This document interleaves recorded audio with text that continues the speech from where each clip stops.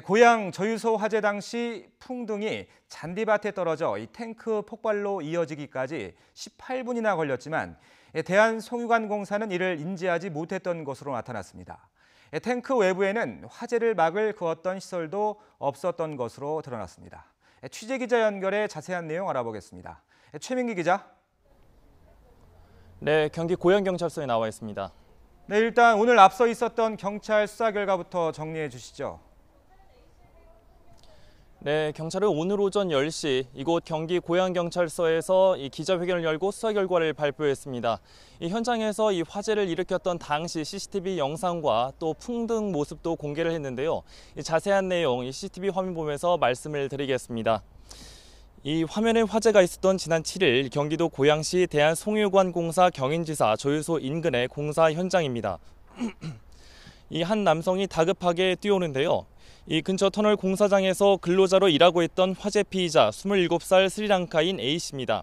이 화면은 A씨가 풍등에 불을 붙인 뒤 바로 날아가자 이를 쫓아가는 장면이 담겼습니다.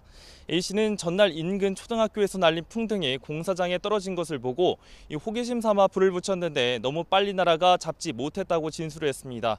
이후 풍등이 떨어지는 걸 본 A씨는 그대로 돌아갔고 탱크 주변에선 그 이후 곧바로 연기가 나는 장면을 볼 수가 있습니다. 그리고 탱크에서 폭발이 일어나는데요. 이 풍등이 떨어지고 폭발이 나기까지 걸린 시각은 28분 정도였습니다.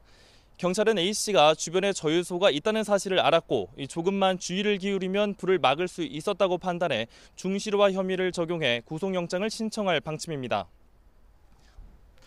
자, 그런데 잔디에 불이 붙어서 연기가 나고 이 탱크가 폭발하기까지 시간이 좀 걸린 것으로 보이는데 그 사이 송유관공사 측의 조치는 없었던 건가요? 네, 그렇습니다. 이 잔디밭에 불이 떨어지고 이 폭발로 이어지기까지 18분이 걸렸지만 이 송유관공사에서는 안타깝게도 이를 미리 인지하지는 못했던 것으로 보입니다. 이 잔디에 불이 떨어지는 것을 이 통제소에서 바깥에서도 볼 수가 있지만 이를 미리 확인하고 사전에 차단하지는 못했던 것으로 확인이 됐습니다. 이 풍등에서 잔디로 불길이 옮겨 붙고 이 불씨가 18분 뒤 탱크에서 배출되는 유증기와 반응하면서 폭발이 일어난 것으로 보인다고 경찰은 말했습니다. 이 또 유증기를 배출하는 통로엔 불순물을 막아주는 망은 설치가 돼 있지만 이 배출된 유증기가 이 불꽃과 만나는 걸 사전에 차단해주는 장치는 없었던 것으로 경찰은 파악했습니다. 또 탱크 온도가 800도로 올라가면 사무실에 알림을 주는 센서가 설치돼 있었지만 폭발이 워낙 순식간에 일어나면서 이 같은 센서도 무용지물이었던 것으로 확인이 됐습니다. 이 경찰은 전문가 감식을 통해 명확한 화재 원인을 밝히고 이 위험물 관리 소홀에 문제는 없었는지 수사를 확대할 예정입니다. 지금까지 경기 고양경찰서에서 YTN 최민기입니다.